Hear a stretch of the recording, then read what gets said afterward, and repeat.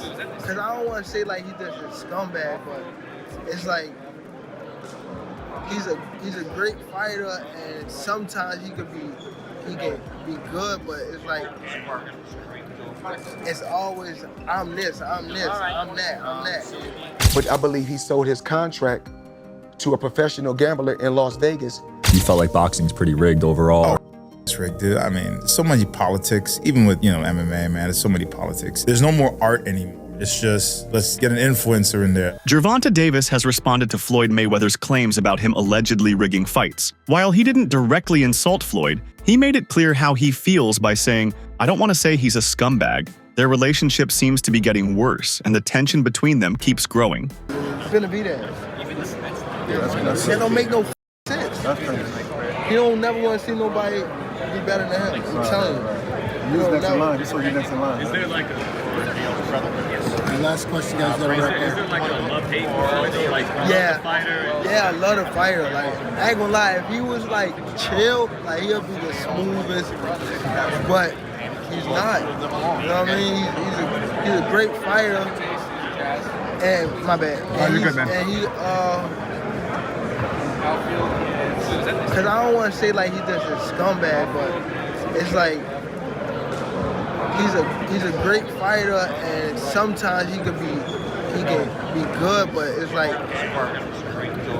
it's always I'm this, I'm that. Many boxing professionals believe the sport is heavily rigged today, with politics influencing decisions more than skill. Fighters and fans have raised concerns about unfair judging, biased promotions, and predetermined outcomes. The integrity of boxing is questioned more than ever, making it harder for true talent to shine. You felt like boxing's pretty rigged overall.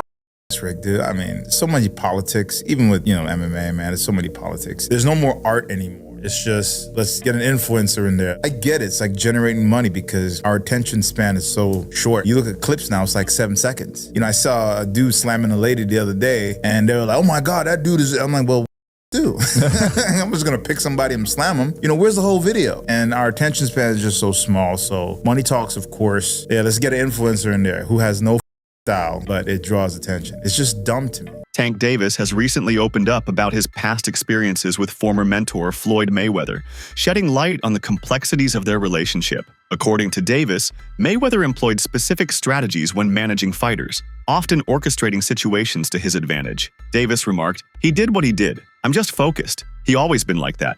And I'm gonna do what I'm gonna do." Floyd outdoing him.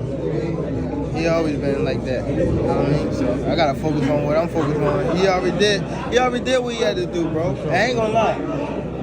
Me, if I did what I like what he did in the sport, I ain't gonna lie, I'd be the same way. Yeah. You know what I mean? So I don't follow him for like stand to himself and things like that. You know what I mean? But it's also a part of me type thing, like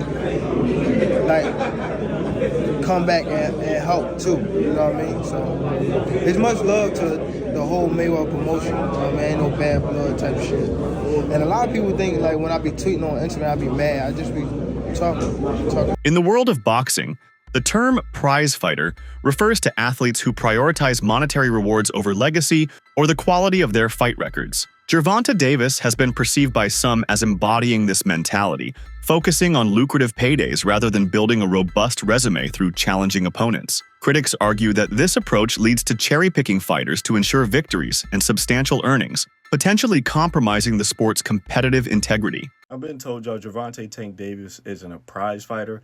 I know a lot of you guys say, well, he doesn't fight for belts, he doesn't fight for legacy, he fights for money. He's a prize fighter, Jerry. And I'm going to assume a prize fighter is a guy who is solely making fights based off of cash reward. He'd rather fight a bum for $50 million than fight a guy who's experienced for $10 million.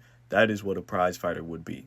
Actual definition, a professional boxer who competes in matches for money prizes. So let's take a look at it. Turki Al-Sheikh has declared he wants to make Tank versus Shakur. He says, "My plan for Shakur is this fight," he's referring to Floyd Schofield, then Williams Zepeda, and then let's see if Tank wants to be in our show. Tank's not going to fight Shakur.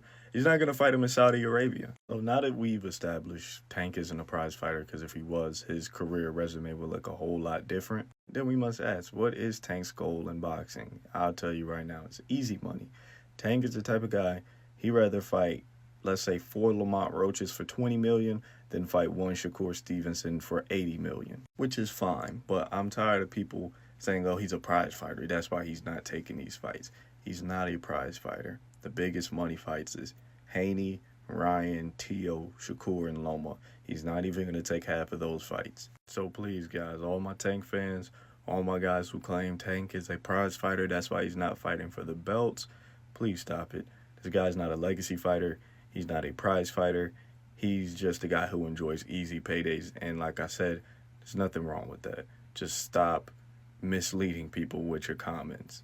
Sports analysts Stephen A. Smith and Shannon Sharp analyzed the recent bout between Gervonta Davis and Lamont Roach, expressing strong beliefs that Roach had done enough to secure a victory. They acknowledged Davis's ability to land powerful and clean shots, but noted that Roach responded with equally, if not more, forceful punches. This assessment highlights the competitive nature of the fight and raises questions about the judges' scoring and the criteria used to determine the outcome. The analysts' perspectives contribute to the ongoing debate regarding the fairness and transparency of boxing decisions. Gervonta Tank Davis escaped Barclays Center on Saturday night with a majority draw against Lamont Roach. Watching the fight, watching the punch, I think he's surprising. I think he's surprising with the punch, and hit him in the wrong spot, the wrong place, and they caught him by surprise, and they called him to go down. Regardless, when you take a knee, if you go back and look at when Floyd Mayweather fought Cruz, I think, what was it, 2001? And he hit him on the button, and hurt his hand, and he took a knee, and they started the 10 count. Yeah, you can't take a knee. You know, boxing is about, moving around, and there was a point where Tank and Roach decided, you know what, we tied right now. We finna sit here in the pocket, and we finna bang. Boy, them boy were throwing, boy. Roach came up. Roach normally fights at 130. He came up to 135. Hey, listen, they got a rematch. They got a rematch. That fight was good. And obviously, I've seen a lot of boxers come out and say, Tank lost. When I looked at the scorecard, I think maybe going into round 7, maybe 7 or 8, maybe 7, I think Tank was up on the scorecard. The styles make fights, and Lamont Roach's style made that fight what it is. And he made no mistakes, too, all night. Tank hit him with a couple of good shots, but Roach didn't move. Tank would catch him, he would counter him right back. Hey, that jab, he kept him up off him. He didn't back down. And normally Tank starts slow, comes on. Roach said, I'm here to stay. I'm not sure what kind of conditioning Lamont Roach did, but whatever it is, I salute him. Everybody gets tired after round 7 and on, but his condition was up to par. They went to war all 12 rounds. I thought Roach won the fight. I thought even without the knockdown, I thought he won it. Roach was the more aggressive fighter. I would like to see them rematch at some point. What do the numbers say? The pay-per-view numbers are going to tell you if people want to see a rematch. Because if they came out and bought the fight, yeah, they'll get a rematch. If they didn't do the numbers, though, you'll know. Renowned trainer Robert Garcia weighed in on the controversial 9th round of the Davis versus Roach fight, asserting that referees should intervene if a fighter takes a knee without a legitimate reason, such as a low blow. Garcia emphasized that boxing rules do not permit fighters to call for timeouts during a round. He expressed surprise over referee Steve Willis's decision not to rule Davis's knee as a knockdown, noting that Willis is generally regarded as a competent official and should not have made this oversight. Garcia's insights bring attention to the importance of adhering to established rules to maintain the sport's integrity. And should it have been a disqualification? Look, it could have easily been a disqualification too, or a referee stops contest, because look, there's no way a fighter could take a timeout and go get his, during the round. There's no way a fighter could say, okay, timeout, because he took a knee like a timeout kind of thing, and walk to his corner to wipe his face. That's fucking unheard of and never seen before. There's no way that's legal in boxing. It shouldn't have. When a fighter, we just seen it recently with Espinosa and Rubesis. Rubesis got hit with the right hand, and then he walks back and walks away, and the red right away wiped it off. That happened with Lara versus Angulo. Exactly. It's over. It's over. So Tank doing that, took a knee. It should have right away. The ref should have started, counting as a knockdown. but he still walks away to his corner. I'm actually, surprised that the ref didn't call it a knockdown, because he's a really good ref. Willis is a really good ref. Is a great ref, one of the best in boxing right now, and that was a big mistake. He should have counted as a knockdown. Like I told you, I wouldn't have been surprised if when he walked away, if he would have just waved it up, because that's walking away from the fight. Because of the eyes, okay, well, during the break, tell the corners to wipe it out. You can't do that when the fight's going on. There's no way, nothing. You can't do that when the fight's going on. You can't time out, take a knee, and walk away. There's just no way. But it is boxing, and a lot of things happen in boxing. Coach Bernie offered his perspective on the fight, stating that Gervonta Davis did not defend his title in a manner expected of a champion. He observed that Lamont Roach fought with greater urgency and heart, while Davis appeared content with merely completing the rounds. This critique suggests that Davis may not have exhibited the dominance typically associated with title holders, potentially affecting his reputation and standing within the boxing community. Exactly. He's a champion. He got to defend his title. He didn't. Like I said, they both was looking at each other, and then finally, after Tank will be the one to throw the first punch. He felt like he wanted to retain his title. Lamont Roach felt like he was just happy to be there and get the success. He wasn't trying to take the title. And I'm saying that even from the last round, the final 20, 30 seconds of the last round, he wasn't throwing no punches. He looked at him and got caught with a jab. You can't close the show with a guy like that, with a guy like Tank Davis like that. Now, if he'd have had a knockdown or something, like a real knockdown or something, maybe he feeling, but you can't stop until the bell ends. You can't, even if you're being active and slipping and sliding and something, he just standing there looking at him. I don't know. I didn't understand that. I don't understand why fighters sit there and look at each other for a long time. Change the angle. Keep a rhythm in your way. Snap a jab. Do a feint. Ain't no need of you standing there looking at no man for 20 seconds in a fight. That don't make sense. But so I think, like I say, Lamont Roach, he will be kicking himself in the ass that he didn't do more, but grateful that he did enough. The conclusion of the Davis versus Roach fight elicited shock and disappointment among many professional boxers and analysts. Some labeled it one of the most controversial decisions in recent boxing history, arguing that the referees and judges failed to apply the rules correctly. This sentiment reflects concerns about the consistency and fairness of officiating in the sport, with critics asserting that such decisions tarnish boxing's credibility. The widespread reactions underscore the need for reforms to ensure transparency and uphold the integrity of boxing matches. Former unified lightweight champion Gervonta Tank Davis says he took a knee because he got his hair done a few days ago and something dripped into his eyes. Ryan Garcia said that Lamont Roach won that fight. And he continues with, not calling that knockdown is the most wild thing I've ever seen in boxing. That type of stuff makes boxing look bad. And then says, crazy shit, see y'all May 2nd. Terrence Crawford said they robbed that boy and it's crazy. Roach won and that should have been called the knockdown. Let's see what happens. Devin Haney says, I was waiting for the backflip.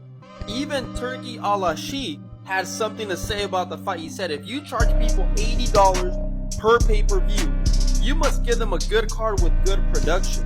What are your thoughts? Then Terrence Crawford continues with, some of y'all need to watch Mayweather versus Hernandez and see Mayweather takes a knee because he hurt his hand and it was called a knockdown, not from a punch either.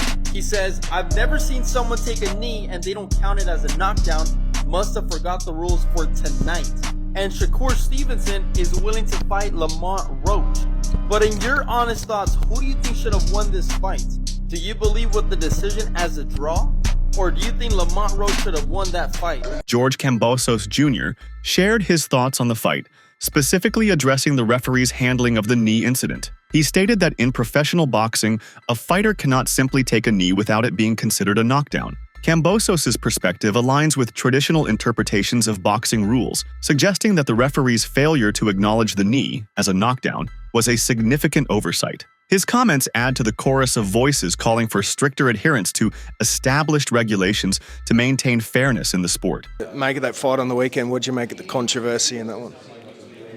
Look, I had just finished my recovery session, so I was pretty docile and relaxed. And then the fight, especially at the start of it, wasn't too thrilling and too action-packed. So I was starting to doze off a little bit. But I woke up a little bit more when obviously Lamont started giving him some work, and he looked good, man. I got to give respect to Lamont Roach. He proved a lot of guys wrong. I think he shocked Tank a lot with what he was able to bring. And again, we saw the controversy with the knee. To me, that's a knockdown. You can't just take a knee and decide to, go to your corner and get your face wiped. So, if that's a 10-8 round, Lamont wins the fight.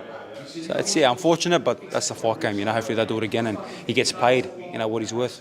Have you ever seen anything like that in boxing before? A guy sort of just voluntarily. We've seen Floyd take a knee and be put on the count. We've seen Miguel Cotto, take a knee, obviously into his corner, be put on the count.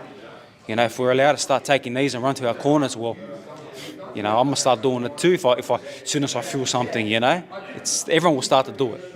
But it's just not right. You're a warrior. Doesn't matter if there's grease in your eye, a bit of gel in your eye, or whatever excuse you want to use. I've been through wars where there's blood pouring in my eyes. In the Lomachenko fight, blood was pouring.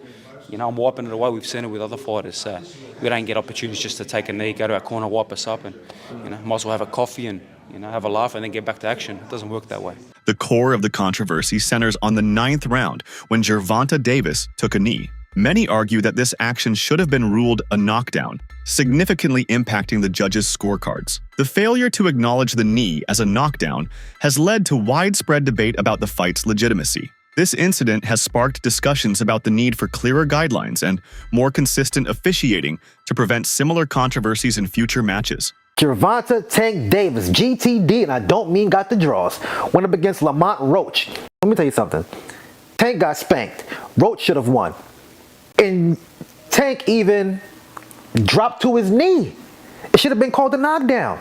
But they let it slide. They said, you know what? He said he had grease in his eye from his braids. But it still should have been counted as a knockdown. Because since it was a unanimous draw, that knockdown would have gave Roach the win. Reports indicate that Gervonta Davis made notable changes to his training regimen for this fight, including training in Washington, D.C. without his longtime coach, Calvin Ford. This shift allowed Lamont Roach's team to gain insights into Davis's preparation, potentially influencing their strategy and the fight's dynamics. The alteration in Davis's training approach raises questions about the impact of coaching and preparation on a fighter's performance, as well as the possible advantages gained by opponents aware of such changes. Change that Gervonta Davis made from previous times that he had been fighting. He made a change in trainers, but he also made a change in the location in which he was training. He went and had Barry Hunter from DC, from a gym called Headbangers in DC as his head trainer, while Calvin Ford and Kenny Smith took a backup role. Gervonta Davis also worked out in Washington, D.C. Now, as you know, Gervonta Davis and Lamont Roach fought each other in the amateurs. Their teams know each other. The people know each other. They all know each other in the same circle. What was told to me was that Lamont Roach's team knew pretty much what Gervonta Davis was going to do and what his approach was going to be to the fight, because they knew what Gervonta Davis was working on in camp. That because he was in that same area and it was the DC area and Lamont Roach was a DC fighter and Gervonta Davis considered DC his second home, but it's not his second home. There's a big rivalry between DC and Baltimore. Promoter Eddie Hearn offered a contrasting viewpoint on the 9th round incident, asserting that for an action to be considered a knockdown, the fighter must be struck by a punch and subsequently touch the canvas. He noted that Davis was not visibly hurt by Roach's punch and did not appear to be in distress, suggesting that the referee's decision was justified. Hearn's perspective introduces an alternative interpretation of the rules, highlighting the subjective nature of officiating in boxing and the challenges in achieving unanimous agreement on such incidents. Fight. One thing that's kind of baffling is that it wasn't a knockdown. I mean, look, he wasn't hurt. There's no doubt about that. But if you take a knee in the fight and you touch down, whilst punches are being thrown, it has to be a knockdown. I've heard some people saying, oh, that, you know, he should be disqualified. He went back to the corner. I don't buy that, to be honest with you. I mean, I think that's a warning, but it's a bit of a bizarre situation for me. Like, there was a lot of people in boxing that were saying that this is a really tough fight. Like, Lamont Roach is a serious fighter. I said it might not be the biggest profile fight, but it's actually quite a tough fight. And Shakur said to me, like, even the day before, I'm telling you, he's going to have big trouble tomorrow night. And I just feel like hopefully this could be the little something that gives Gervonta a little wake-up call to take him back to the mindset of maybe where he was. In the aftermath of the fight, there were discussions about possibly overturning the result due to the contentious call. However, subsequent reports indicate that the initial article suggesting this was later retracted. I'm sorry, but if you're a Gervonta Davis fan, you might want to watch out. And if you have no idea what I'm talking about, check this out. Yesterday, Lamont Roach Jr. tweeted out, word on the block, y'all favorite fighter finna be 30-1, not 30-1, two-time, two-division champ. And I believe it was Ring Magazine tweeted out that basically the New York Athletic Commission was looking at the fight because the technology was messed up or the technology wasn't available during the fight to actually determine if it was a knee. And before the video goes any further, make sure you hit the follow button. But this is actually insane because technically, if that's counted a knee, he won that fight. In my mind, Lamont still won that fight. I wasn't too mad with the draw, but if you add that knockdown in, which I definitely think it should be counted as a knockdown, then that's a loss on Gervonta Davis's record. And honestly, he didn't earn the win. I thought the draw was okay, but I don't think he earned the win. And the real question that comes up is, do you think the Athletic Commission will actually overturn the fight and give Lamont Roach the win? I'm not too sure about that. I don't know how confident I am in them to actually overturn it, but who knows? Let me know what y'all think in the comments, though, because if this gets overturned, this might be one of the biggest stories in boxing this year. And if you haven't already made it to the end of the video, go ahead, hit the follow button. What are we doing? That's it for today's video. Stay tuned until next time.